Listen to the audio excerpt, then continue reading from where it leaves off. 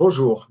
Le métier d'architecte est un métier très difficile, on l'a tous constaté, et c'est aussi un métier qui demande de multiples compétences. On doit être polyvalent. Nous devons bien sûr maîtriser la technique, nous devons ne pas oublier la dimension culturelle et artistique de la création architecturale, nous devons être juristes. Beaucoup d'architectes ignorent que la loi nous considère comme étant les juristes de l'opération.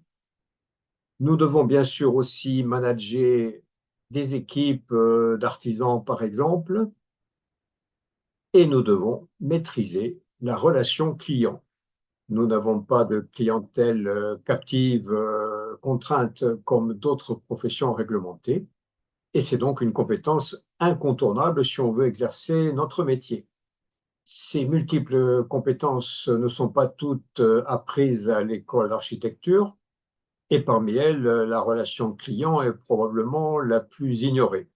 La relation client veut dire trouver des clients en nombre suffisant, les comprendre pour pouvoir acquérir leur confiance et les convaincre pour signer des contrats d'architecte correctement rémunérateurs, disposer d'un modèle de contrat simple, clair, qui puisse être apprécié et compris par les clients, contrats qui vont nous protéger.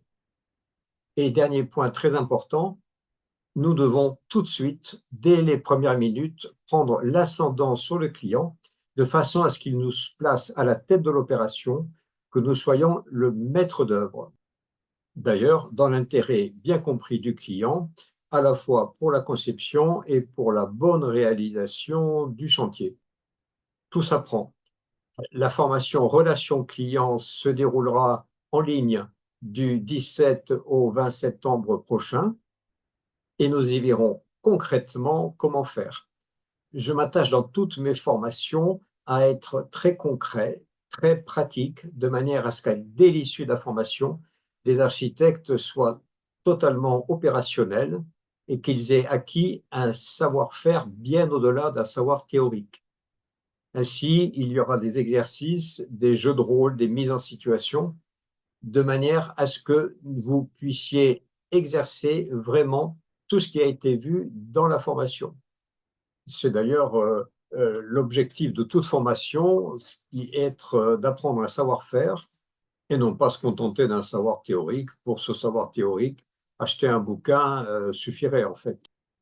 Vous aurez bien entendu tous les documents utiles, ce fameux modèle de contrat d'architecte spécialement conçu pour les néophytes. Alors, quand je parle de clients néophytes, ça va bien au-delà des simples particuliers, puisque cela concerne tous les bâtiments possibles, que ce soit du logement, des bâtiments d'activité, voire des promotions immobilières. C'est la nature du client qui compte, c'est-à-dire le client n'est pas professionnel de la construction. C'est en fait un consommateur. Et donc, il faut l'aborder et mener l'opération de façon différente. Le client néophyte ne sait pas qu'il est maître d'ouvrage et évidemment, il en ignore complètement le rôle. Nous verrons aussi le dossier d'opération. C'est un dossier que j'ai créé pour ces clients néophytes que l'on remet à ceux qui ont signé le contrat. C'est une aide à la vente. Beaucoup d'architectes qui ont suivi mes formations m'ont dit qu'ils ont senti que c'est quand ils ont présenté le dossier d'opération que le client a voulu signer le contrat.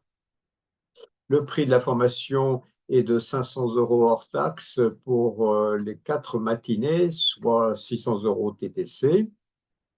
Je suis référencé Calliope, donc la formation est susceptible d'avoir une prise en charge par le FIFPL ou par l'OPCO pour les salariés.